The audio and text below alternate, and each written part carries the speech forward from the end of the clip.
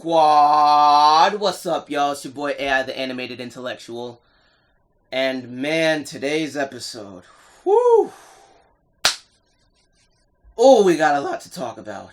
Let's get into it. So, a little nitpicky stuff. Man, seeing the 10 speeds just down bad. Lack of candy will really have you like that. Again, I remember being a kid. I remember this stuff. Of course, snack time is important, getting food inside you, but there's just something about candy. There's something about treats that's just, it's the lifeblood, man, it's the lifeblood. And then King Xavier and them coming through and setting up, like, their first thing to do was to take the trading tree, which, like I said, seat of power in our side of the creek was the trading tree. It's the candy. It always comes back to the candy. Candy's pretty much money in kid world. Yeah, I remember we did some things about candy when I was back as a kid. Ooh, we did some not so good things when it came to candy. But yeah, candy's pretty much money. It's all about the candy. It's all about the money. They go hand in hand. And then, ooh, King Xavier. You know, like any despot, like any crazed ruler, like any dictator, he's good with words. He's good at speaking. He's good at spinning a tale and leading you along deceptively, betwixting and ensnaring your mind. He's good. I'll give him that. He's good. Again, these writers of this show, like y'all, all the great evils have been amazing orators. All of them are really good at speaking, so just goes hand in hand. And something that I didn't think about the other day, it's like, yo, all the Game of Thrones references, like the king from the other side, Mance Rayder from Game of Thrones, the king beyond the wall, the king of, come on, like, yo, these writers, again, snaps to y'all. I love y'all. Y'all too good. Y'all too good. And this dude Xavier out here talking about, y'all have to trade for candy. We look out for our friends. Like, what? Stop capping. Stop the cap. Stop the cap. Ugh. That's annoying. Rather be able to trade for candy than have the lack of getting it be used against me and thrown in my face. Come on. Come on.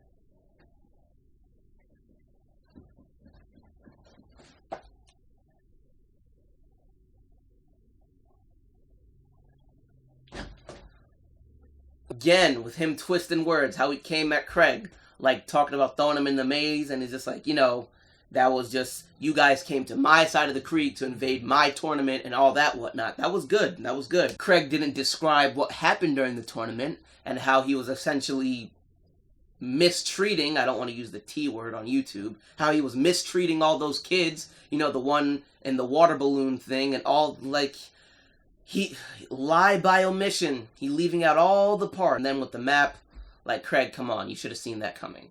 You should have talked about the first time that you went over there and how terribly you were treated. Talk about what the Honeysuckle Rangers said and, like, but yeah, Craig was caught off guard in that sense. So, it is what it is. I'll give him that. And again, this dude Xavier is smart. Like, he came with a bounce house. Not just a candy, but a bounce house. And just, you know, tricking them with these shiny things and all this. Wow, he's good. Yeah, he's good. He's cunning. He's a Slytherin.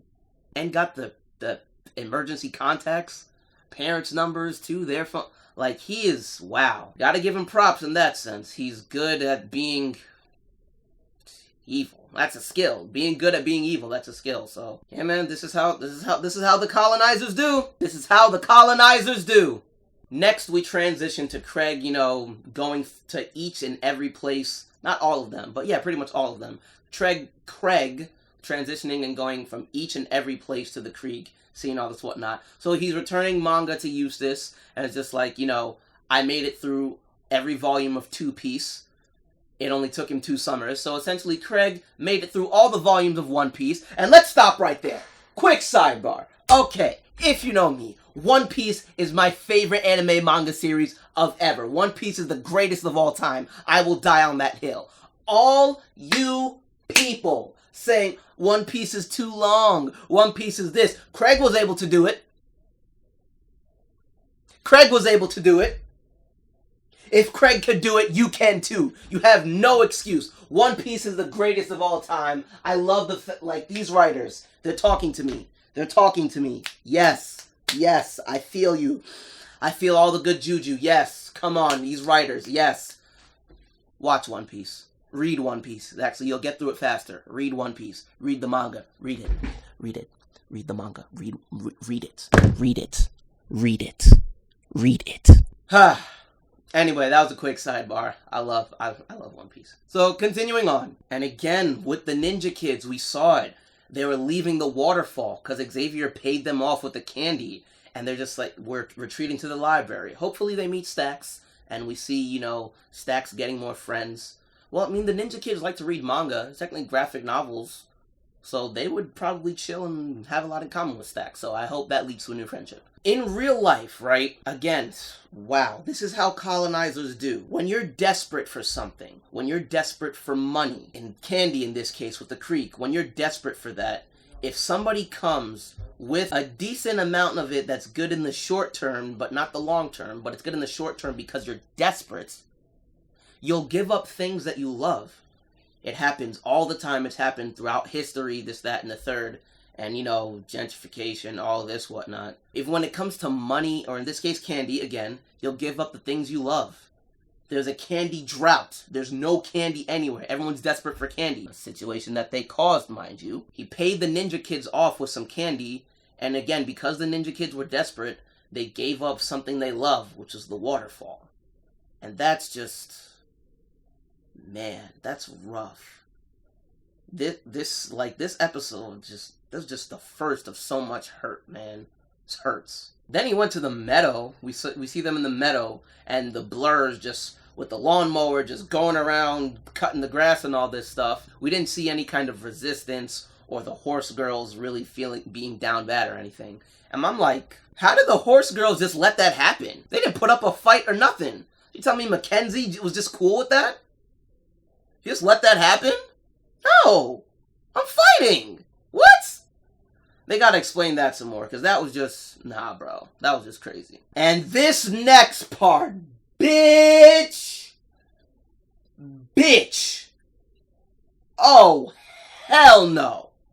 I know you did not just do that to Sparkle Cadet. I know you did not just do that to Sparkle Cadet. Ooh, I'm mad. I'm mad. I'm mad. Nah. No. Actually, nah. I don't care that she's a kid. Maya. Maya. Every single thing about Maya. I wish nothing but bad things on her. I wish all the bad things in the world happen to her and no one else but her, and live on with her for every single day for the rest of her life until she dies. Y'all don't hear me. Y'all don't hear me. And yes, I know I'm talking about a kid. An animated kid. I don't care. Like that. Oh no. Maya's a bully. Like, Maya's a bully. And even Craig was just like, nah, you can't let them, like, you can't let them treat you like that. And Craig is right. This is absolute nonsense. Good on Sparkle Cadet for wanting to take the higher ground. And I know no one can dull her sparkle. But some people deserve to catch these sparkly hands, bro. Don't touch Sparkle Cadet. Oh, that made me the most angry. That made me the most angry. Because she gonna get hers. She gonna get hers. Now, looking at the map of the creek when they're saying, so many things have changed. It's crazy to see that they got to all the places in the creek pretty much. And on the map here, if you look on the left side, you see they got Elder Rock. They got Elder Rock. What did they do to the elders? How did the payoff that these are grown teenagers, grown teens, or high schoolers? Or do the elders just not really care? It's summer break, so are the elders like gone? Nah, I need to know that, because that's crazy. And yeah,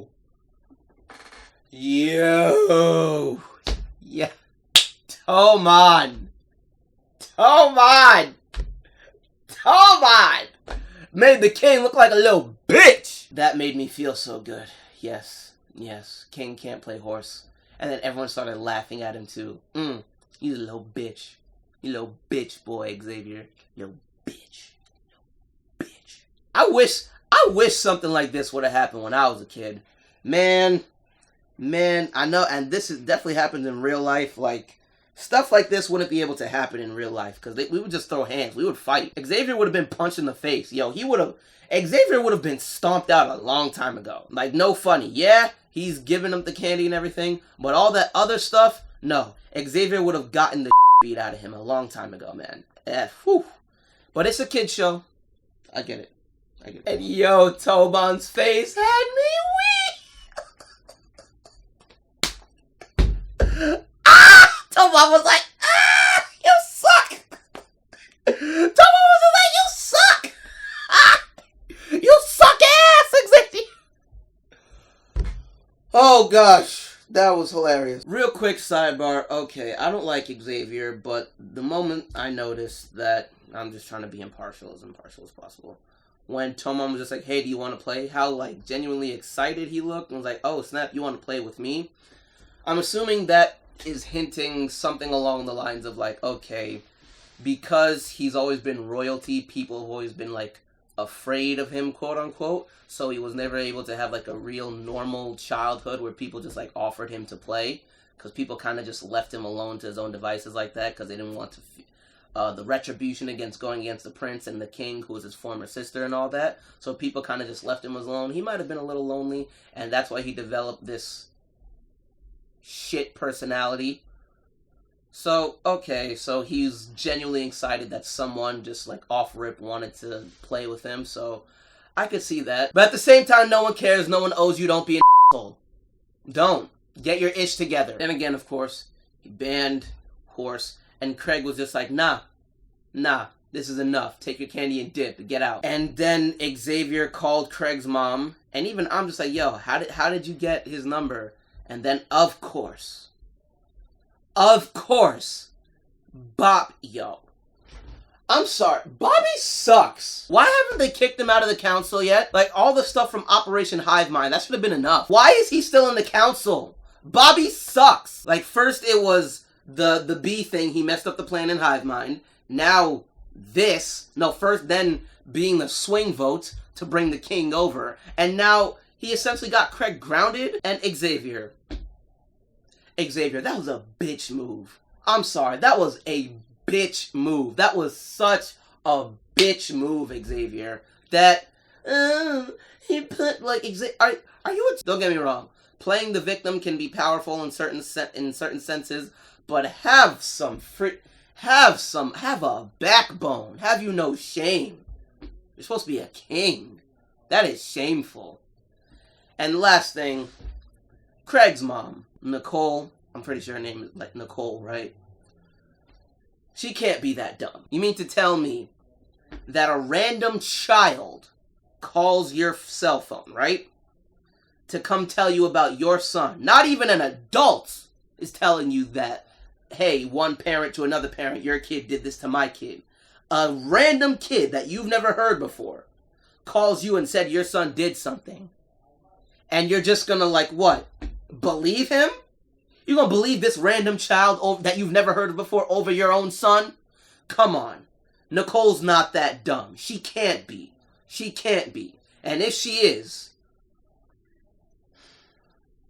but she can't be, they're gonna have, like, Craig can't be grounded. I refuse to believe that Nicole is that dumb. But yeah, that's how the episode ends, and that was... wow. It just keeps getting more and more interesting. And again, it's making sense.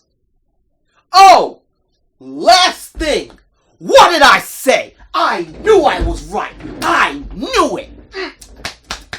I am... They were the ones that got Kit in trouble. They were the ones! I knew it! I knew it! I'm such a G! I knew it! I knew it! Ah! Love it. Oh, man. See, so I take back what I said, like, from the first video or something. These kids got resources. These kids, their influence runs deep. Maybe it was something as simple as they got someone who's, like, a report card changer. Maybe Randy... the BFF to Xavier's sister, they're in high school now. It's been a couple of years, so they're maybe like 10th graders, maybe even seniors at this point. They figured out how to, like, they're like the bad kids or something. They figured out how to change report cards and stuff, and they were able to figure out where Kit lives, which, that's another thing. That is, the day came and like they switched out her real report card with a fake letter, with the seal from the school or something and all that, to make it look like Kit got in trouble and was just a bad student. So yeah, but I knew it. That's what matters. So yeah, great episode, and I am excited to see where this goes. So excited. These writers, this is so good. It's like a movie every episode, even though it's only like 10 minutes, 10, 11 minutes. So yeah, that's it for today. Follow me on TikTok, everything.